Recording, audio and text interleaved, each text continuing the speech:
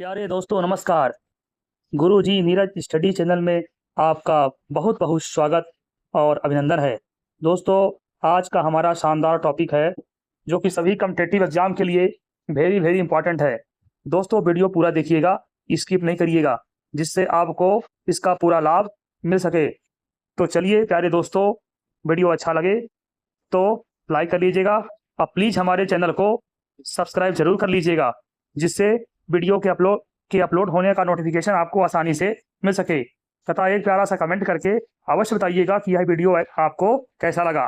तो चलिए साथियों, वीडियो हम शुरू करते हैं। आज का सेशन हम शुरू करते हैं। सर्वनाम का पार्ट 2 हम शुरू करने वाले हैं। सर्वनाम का पार्ट 1 वीडियो अगर आप न देखे होंगे तो प्ले स्टोर में उपलब्ध है, जरूर देख लीजिएगा। निश्चयवाचक सर्वनाम क्या है, सबसे पहले इसको समझ लेते हैं। जिन सर्वनाम शब्दों का प्रयोग निश्चित संज्ञा के स्थान पर किया जाता है उसे निश्चयवाचक सर्वनाम कहते हैं। जिन सर्वनाम शब्दों का प्रयोग निश्चित संज्ञा के स्थान पर किया जाता है उसे हम निश्चयवाचक सर्वनाम कहते हैं, जिसमें निश्चितता की बात हो। साथियों इसको हम और अच्छी तरह से उदाहरण से समझते हैं। ध्यान दीजिएगा, निश्चयवाचक सर्वनाम में संकेत आवश्यक होता है, इस बात का विशेष ध्यान रखिएगा। यहाँ पे निश्चितता की बात है। निश्चितता का मतलब होता है जो बिल्कुल निश्चय हो, अतः इसे संकेतवाचक सर्वनाम भी कहते हैं। निश्चयवाचक सर्वनाम या संकेतवाचक सर्वनाम, संकेत के माध्यम से भी बात इसके द्वारा कही जाती है। जैसे यह अच्छा है, वह ठीक ठाक है। अब यह का मतलब यहाँ पे अच्छा से है, यह अच्छा है यानी कि हम यह कह के संकेत कर रहे हैं कि यह अच्छा है। तो यहाँ पे यह जो है संकेत किया जा रहा है इसमें, और वह ठीक ठाक है। यह पास के लिए, वह दूर के लिए, वह ठीक ठाक है। इन दोनों में निश्चयवाचक सर्वनाम है वाक्यों में। चलिए और अच्छे से आगे हम देखते हैं। अगला है एक उदाहरण, ये हमारी पार्टी के सदस्य हैं। तो हम बता चुके हैं कि यह का मतलब पास के लिए, वह का मतलब दूर के लिए, और जो एक वचन है उनके लिए है। और यहाँ पे ये का मतलब हमारी पार्टी, ये मतलब होता है कि बहुत संख्या में लोग हैं, बहुवचन है, और उसके लिए हम ये का प्रयोग संकेत के रूप में करते हैं। उम्मीद है आपको समझ में आता होगा। चलिए आगे देखते हैं। उसे, एक उदाहरण और है, उसे खुला छोड़ दो, उसे खुला छोड़ दो, उसे खुला छोड़ दो। यह भी एक उदाहरण निश्चयवाचक सर्वनाम का हो गया। आगे है दूर की वस्तु या व्यक्ति को बताने के लिए भी हम इसका प्रयोग करते हैं। दूर की वस्तु, उसे मतलब होता है दूर की वस्तु, उसे पास के लिए नहीं होता है। तो दूर की वस्तु बताने के लिए हम वह का प्रयोग करते हैं, पहले ही बता चुके हैं ऊपर। और पास के लिए यह का प्रयोग करते हैं, और दूर के लिए वह का। चलिए आगे देखते हैं। निकटता बताने के लिए यह का प्रयोग करते हैं। चलिए अब अगला देखते हैं, अनिश्चयवाचक सर्वनाम, इसको समझते हैं। तो निश्चय में निश्चितता की बात है और अनिश्चय में अनिश्चितता की बात है। तो अनिश्चयवाचक सर्वनाम को साथियों, इसको हम सबसे पहले इसकी हम परिभाषा से समझेंगे। जिन सर्वनाम शब्दों का प्रयोग अनिश्चितता बताने के लिए अथवा अनिश्चित संख्याओं के स्थान पर किया जाता है उसे अनिश्चयवाचक सर्वनाम कहते हैं। जैसे कोई, कुछ, लगभग, कोई, कुछ, लगभग, ये सभी अनिश्चितता की बात है। कोई कहेगा कोई, तो कोई शब्द में ये निश्चितता है ही नहीं। कुछ भी, कुछ संख्या, ये इसमें भी नहीं, उधर उसमें भी कोई निश्चितता की बात नहीं, लगभग की बात है। चलिए उदाहरण से इसको हम अच्छे से समझने का प्रयास करते हैं। तो यहाँ पे हम कुछ वाक्य लिए हैं, इसको देखिएगा ध्यान से। जैसे यहाँ पे साथियों कुछ, आप कुछ को देखिएगा, कुछ लोग कमरे के अंदर हैं, कुछ लोग कमरे के अंदर हैं। यहाँ पर कुछ अनिश्चयवाचक सर्वनाम है। अब कुछ लोग का मतलब यहाँ पे कोई संख्या फिक्स नहीं है साथियों, और जहां पे कोई संख्या फिक्स नहीं होता वो अनिश्चितता की बात, उसमें इस अनिश्चितता की बात होती है, तो उसे हम अनिश्चयवाचक सर्वनाम की श्रेणी में रखते हैं, यानी कि निश्चयवाचक सर्वनाम कहलाता है। अगला है कोई, या कोई आ गया तो, कोई आ गया तो क्या करोगे, कोई आ गया तो क्या करोगे। अब कोई का मतलब कोई निश्चितता नहीं है इसमें, कोई मतलब कौन है, कोई पहचान नहीं, कोई नाम नहीं उसकी। तो जब कोई की बात इस प्रकार से इसमें वाक्य में है कोई आ गया, तो उसका हम उसको पहचानते नहीं है कौन। तो जब कोई आ गया तो यहाँ पर कोई अनिश्चयवाचक सर्वनाम है, इसमें कोई निश्चित नहीं है कि कौन व्यक्ति है, इसलिए यहाँ पे अनिश्चयवाचक सर्वनाम होगा। चलिए उम्मीद है कि आपको समझ में आता होगा। चलिए साथियों आगे देखते हैं हम। कोई सर्वनाम का प्रयोग सजीव के लिए एक विशेष बात है, इसको तो विशेष रूप से ध्यान रखिएगा कि सर्वनाम में अगर कोई शब्द है, इस कोई का उपयोग हम किसमें करते हैं, तो ये भी ध्यान रखिएगा कि कोई शब्द का प्रयोग हम सजीव के लिए करते हैं। किसके लिए साथियों, सजीव के लिए करते हैं। जैसे घर में कोई है, अब घर में कोई कौन हो सकता है, घर में कोई पत्थर, लकड़ी, मिट्टी या कोई ऐसा कुछ तो हो नहीं सकता। कोई का मतलब यहाँ इंसान, यहाँ पे सजीव की बात, मतलब कोई जीवित व्यक्ति, सजीव व्यक्ति है। मतलब कोई ना कोई इंसान है, तो उसमें हम कोई का प्रयोग हम सजीव के लिए करते हैं, ध्यान रखिएगा। चलिए आगे देखते हैं। जबकि जबकि कुछ, यहाँ पे अब कुछ को समझ लीजिएगा। कुछ सर्वनाम का प्रयोग जीव और निर्जीव दोनों में तथा तुच्छ वस्तुओं जंतुओं के लिए भी किया जाता है।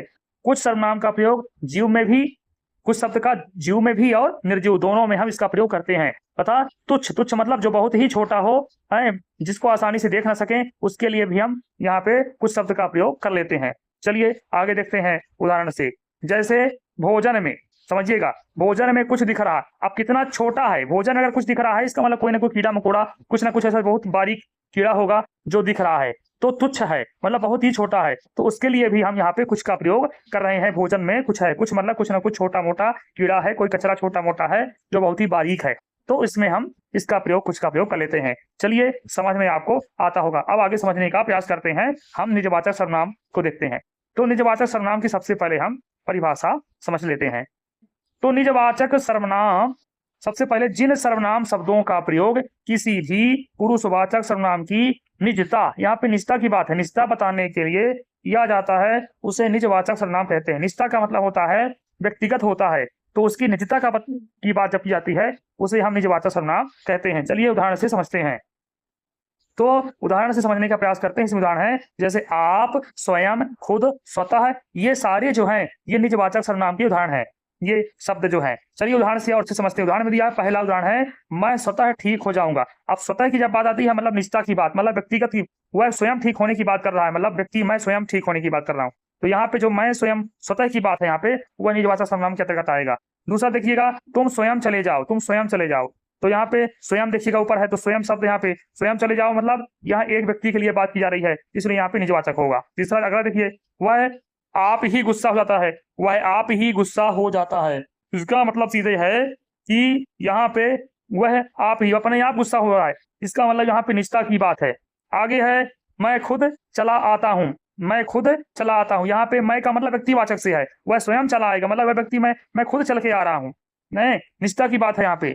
आप अगर देखिए, आप भले तो जग भला, आप भले तो जग भला, यहाँ पे भी निजवाचक सर्वनाम है। चलिए आगे देखते हैं।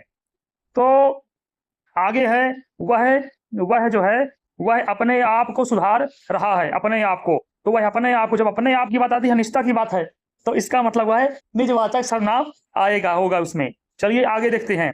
आप चले जाओ, आप चले जाओ, मैं, आप चले जाओ में, आप चले जाओ में, आप क्या है, मध्यम पुरुष, इसको समझिएगा।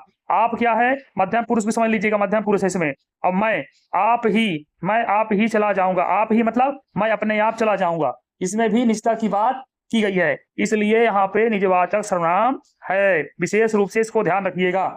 चलिए इसको हम और आगे समझते हैं। चलिए अब हम संबंधवाचक सर्वनाम को भी समझ लेते हैं। संबंधवाचक सर्वनाम की सबसे पहले साथियों परिभाषा देखते हैं। जिन सर्वनाम शब्दों के द्वारा दो संज्ञा या सर्वनाम के मध्य संबंध बताया जाता है, विशेष ध्यान रखिएगा, संबंध की बात है यहाँ पे, उसे संबंधवाचक सर्वनाम कहते हैं। संबंध मतलब उन शब्दों में आपस में कहीं ना कहीं संबंध की बात है, इसलिए उसमें संबंधवाचक सर्वनाम होगा। जैसे जो, सो, वह, ये सभी में एक दूसरे में संबंध है, इसलिए ऐसे हम वाक्यों को संबंधवाचक सर्वनाम कहते हैं। चलिए उदाहरण से हम अच्छी तरह से इसको समझने की कोशिश करते हैं। जैसे जो जागेगा वह पाएगा, तो यहाँ अगर हम जागेगा बोल देंगे सिर्फ, जो जागेगा, तो जागने के बाद क्या पाएगा, माने जागने का संबंध पाएगा से है, जो जागेगा वह पाएगा, यानी जागना और जागेगा और पाएगा तो दोनों में एक दूसरे का संबंध है, इसलिए यहाँ पे संबंधवाचक सर्वनाम होगा। जिसकी लाठी उसकी भैंस, तो जिसकी लाठी है, लाठी का संबंध भैंस से है, यानी लाठी का संबंध भैंस से है, इसलिए यहाँ पे क्या होगा, संबंधवाचक सर्वनाम होगा। चलिए अब आगे देखते हैं। जो करेगा सो भरेगा, जो करेगा सो भरेगा, करने का संबंध भरने से है, करेगा का संबंध भरेगा से है, तो दोनों को एक दूसरे से संबंध है, इसलिए यहाँ पे हम क्या कहेंगे, इसको हम संबंधवाचक सर्वनाम की श्रेणी में रखते हैं, माने संबंधवाचक सर्वनाम कहलाता ही है।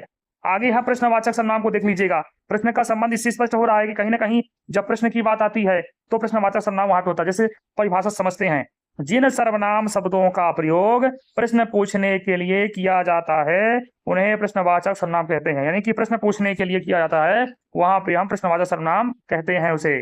चलिए उदाहरण से समझते हैं। यहाँ पे क्या, कौन, कैसे, कहाँ, और भी होगा किसका, किसकी, कैसे, मतलब बहुत सारे कब, ये सब जो जितने भी प्रश्न वाले शब्द आते हैं वो सब प्रश्नवाचक के अंतर्गत आएंगे। तो उदाहरण से समझते हैं। पहला उदाहरण है दुकान से क्या लाई। अब दुकान से क्या लाई, यहाँ पे क्या की बात है, प्रश्नवाचक लगा हुआ है, इसलिए वह दुकान से क्या लाई, तो यहाँ पे प्रश्नवाचक सर्वनाम है। रवि क्या लेकर गया, रवि क्या लेकर गया, इसमें भी प्रश्नवाचक सर्वनाम है। घर में कौन रहता है, घर में कौन रहता है, तो इसमें भी प्रश्नवाचक सर्वनाम है। चलिए, उम्मीद है आपको समझ में आता होगा प्यारे साथियों। अब अगला देखते हैं अन्य पुरुष। अन्य पुरुष में क्या है, वह सो रहा होगा। अगर वह की बात हो, मैं की बात हो तो प्रथम पुरुष वह, जब वह की बात होती है तो वह सो रहा है, मतलब यहाँ पे अन्य पुरुष है, यहाँ पे पुरुष की बात करें। और अगला है जैसे कि वह चला जाएगा, इसमें भी अन्य पुरुष है, वह सो गया, वह चला जाएगा, तो यहाँ पे अन्य पुरुष है। अब आगे है संकेतवाचक निश्चयवाचक। संकेतवाचक या निश्चयवाचक सर्वनाम का उदाहरण देख लीजिएगा। यह मेरी मोबाइल है, यह मेरी मोबाइल है, ये मेरा घर है, यह मेरी मोबाइल है और ये मेरा घर है। तो यह का मतलब किसके लिए है, पास के लिए। तो यह संकेत की बात हो रही है, निश्चयवाचक सर्वनाम है। संकेतवाचक निश्चयवाचक हो गया, संकेत निश्चय दोनों बात वही हुई। अब ये मेरा घर है, ये मेरा घर है, तो इसमें भी संकेत या निश्चयवाचक सर्वनाम है। तो चलिए प्यारे साथियों, सर्वनाम का आज का हमारा टॉपिक कंप्लीट होता है। उम्मीद है कि आपको यह वीडियो पसंद आया होगा, और अगर आपको वीडियो पसंद आया होगा तो साथियों हमारा आपसे रिक्वेस्ट है, प्लीज हमारी वीडियो को लाइक कर लीजिएगा और हमारे चैनल को सब्सक्राइब जरूर कर लीजिएगा, जिससे नए वीडियो के अपलोड होने की का नोटिफिकेशन आपको आसानी से मिल सके। तथा एक प्यारा सा कमेंट करके अवश्य बताइएगा कि आपको वीडियो कैसा लगा। तो प्यारे साथियों, आपसे हमारी मुलाकात अगली वीडियो में होगी। तब तक के लिए बहुत बहुत धन्यवाद। जय हिंद, वंदे मातरम।